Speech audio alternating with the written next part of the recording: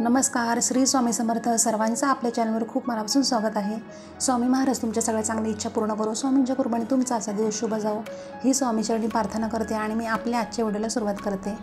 सर्वपित्री अमावस्या यंदा आहे 2025 21 तारखेला 21 सप्टेंबर 2025 वार आहे रविवार. या दिवशी आहे आणि आपल्याला बघा पितृदोष दूर करण्यासाठी काही श्राद्ध किंवा तर्पण आणि पिंडदान हे करावे लागते. पण सगळ्यांनाच हे विधी करणं शक्य नाही.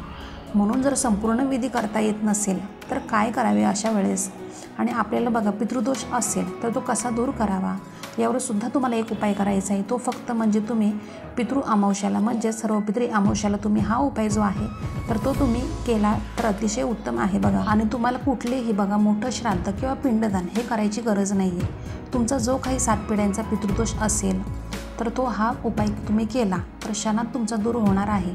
आणि तुमच्या बघा घरामध्ये जे काही अडचणी असतील, अडथळे असतील किंवा संकट असतील, दुःख असेल, दरिद्री असेल, तर असे काही म्हणजे काही कारणं असतात छोटी मोठी आपले, तर हे सगळे काही अडचणी अडथळे आहेत तर ते दूर होतील.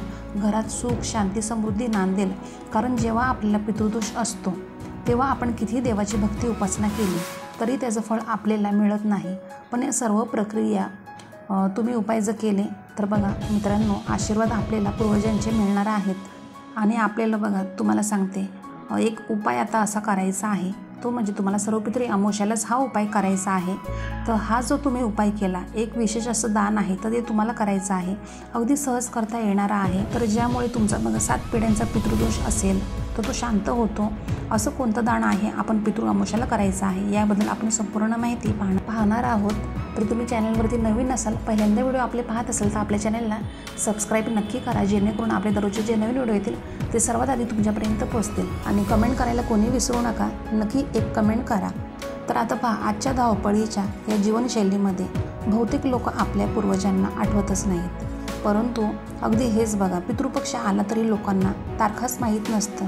काहींचं असंच असतं, श्राद्ध किंवा तर्पण ऐकल्यावरच काही लोक जुनाट अंधश्रद्धा म्हणून हसतात. त्यांना असं खरं वाटत नाही, असं खोटं वाटतं.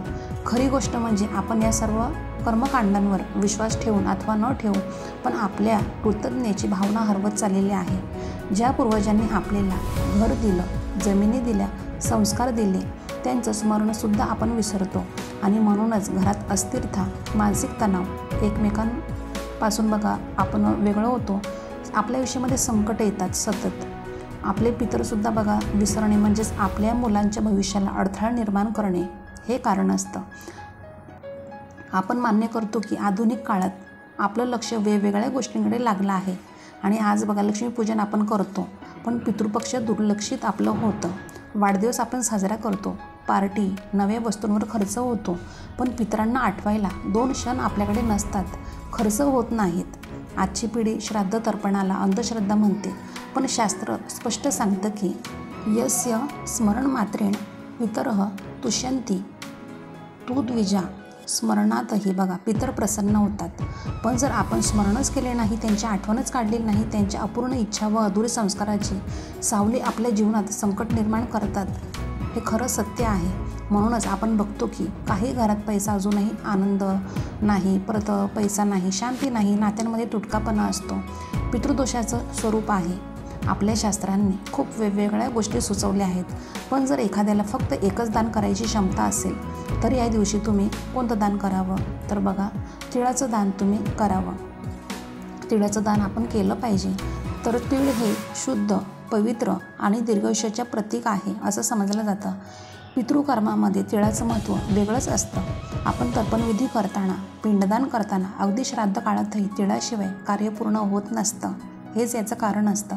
म्हणूनच पितृ अमावस्याला म्हणजेच सर्वपित्री अमावस्याला तिळाचं दान केल्याने 7 पिढ्यांचे पितर तृप्त होऊन आशीर्वाद आपल्याला देत असतात. आपल्याला ग्रंथात बघा आपल्याला सांगितलं जातं की ते म्हणजे अगदी असं आहे, अगदी साधं दान असलं तरी त्याची परिणामकारकता अविश्वसनीय आहे. तिळदान हे पितृ अमावस्येच्या दिवशी अतिशय महत्त्वाचं आहे आणि धार्मिक कर्म मानलं जातं. विशेषतः पितृदोष शांतीसाठी आणि पूर्वजांच्या कृपा आशीर्वादासाठी, तृप्तीसाठी तीळ हे शुद्ध आणि पवित्रेचं प्रतीक आहे. आणि त्याच्यासोबत बघा शास्त्रानुसार सुद्धा तीळ हे पितरांना प्रिय असतात, म्हणून तर्पणविधी, पिंडदान, होम यामध्ये तिळाशिवाय विधी अपूर्ण मानला जातो. तिळाच्या दानामुळेच पितरांचा आत्मा तृप्त होतो आणि त्यांच्या ज्या काही अपूर्ण इच्छा असतात त्यांची शांती होते आणि त्यामुळे कुटुंबातील अनेक संकटे दूर होतात. पितृदोष असेल तर तो कमी होतो. जीवनामधले अडथळे, घरात सुख शांती आणि आर्थिक समस्या दूर होतात. शास्त्र सांगतं तिलाह पवित्र सर्वेषु पितॄंना प्रियच्छते. तीळ पवित्र आहे आणि पितरांना प्रिय आहे आणि त्यामुळेच बघा तर्पणविधी, पिंडदान, होम यात तिळाशिवाय कार्य होत नाही. जर तुम्ही श्रद्धेने तिळदान केलं तर तुमच्या 7 पिढ्यांचे दोष निवळतात. पितर सुखी होतात पितर आणि त्यांच्या कृपेने घरात सुख शांती आरोग्य समृद्धीही नांदते. या पितृ अमावस्याला वेळ नसेल बघा, सर्व पितृ अमावस्याला तुम्हाला जर वेळ नसेल, पैसे नसतील, संपूर्ण विधी जमणार नसेल तरी एक साधं काम करा, तिळदान करा. भक्तिभावनेने पूर्वजांना आठवून दान करा. त्यांच्या स्मरणार्थ हे असं तुम्ही दान करा तर ते नक्कीच तुमच्या बघा प्रसन्न होतील आणि म्हणतील सर्वे पितर संतुष्टा भवंतु मम वशंजा आयुरारोग्य वृक्ष पुत्र पौत्र परुथवे. आम्ही सर्व पितर प्रसन्न होऊन आमच्या वंशजांना दीर्घायुष्य, आरोग्य, ऐश्वर्य आणि नातवंडाची वृद्धी देत आहोत. मुलांमध्ये बुद्धी आणि आरोग्य वृद्धिगंत होते. कुटुंबातील नातेसंबंध सुधारतात. पितर तृप्त होऊन आपल्यावर आशीर्वाद देतात आणि घरात सुख समृद्धी, सौख्य आणि सतती सुख वाढतं. पितृ अमावस्याला काळे तीळ तुम्हाला अर्पण करायचे आहेत, दान करायचे आहेत आणि त्याच्यासोबतच बघा साखर, गूळ आणि ताजं दूध ब्राह्मणांना किंवा गरिबांना तुम्ही अर्पण करावं.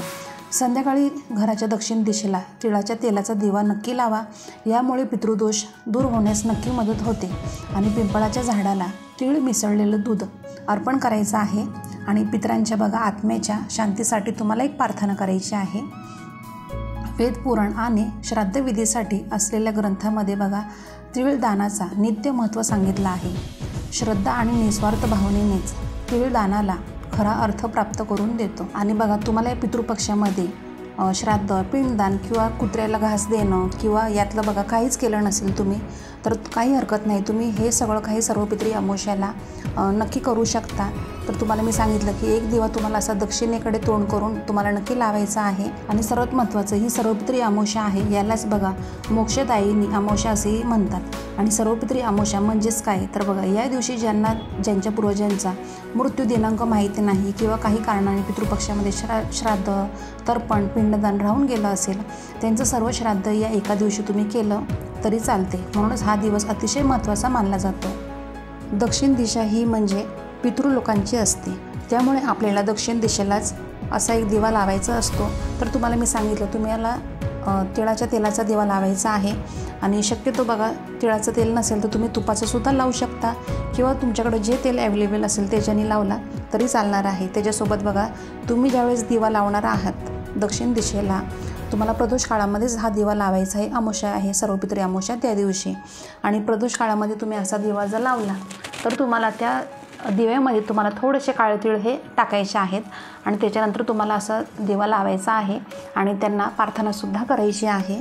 तर हा जो दिवा असतो तर हा बघा अतिशय महत्त्वाचा मानला जातो, खूप प्रभावी मानला जातो. त्यामुळे तुम्हाला प्रदोष काळामध्येच तुम्हाला दिवा तुम्ही लावायचा आहे. याच्याने पितृदोष असतो तो शमवतो. आणि तुम्हाला सांगितलं की प्रार्थना तुम्हाला बोलायची आहे. दिवा लावताना मनात साधं वाक्य तुम्हाला असं म्हणायचं आहे बघा ओम पितृभ्यो स्वधा नमः. असं केल्याने तुमचं मन, तुमचे पितर आणि तुमचं घर या तिन्हीचं शांतीकरण होत असतं. हा उपाय सातत्याने बघा पितृ अमावस्याला तिन्ही सांजेला तुम्हाला करायचा आहे. तर घरात पैशाची वाढ होते, पितरांचं समाधान होतं. वादविवाद असतील तुमच्या घरामध्ये तर ते सुधारतात, आरोग्य सुधारतं आणि सर्वात महत्त्वाचं म्हणजे 7 जन्माचं दारिद्र्यपणा तुमचा नष्ट होतो. तर आता तुम्हाला समजलं असेल तर असे छोटे मोठे उपाय नक्की तुम्ही करा सर्व पितृ अमावस्याला. बघा हे उपाय केल्याने बघा आपल्या जीवनावर त्याचा एक चांगला परिणाम हा पडत असतो. त्यामुळे तुम्ही अवश्य करा हे सगळे काही उपाय. तर चला आजच्यासाठी फक्त इतकंच.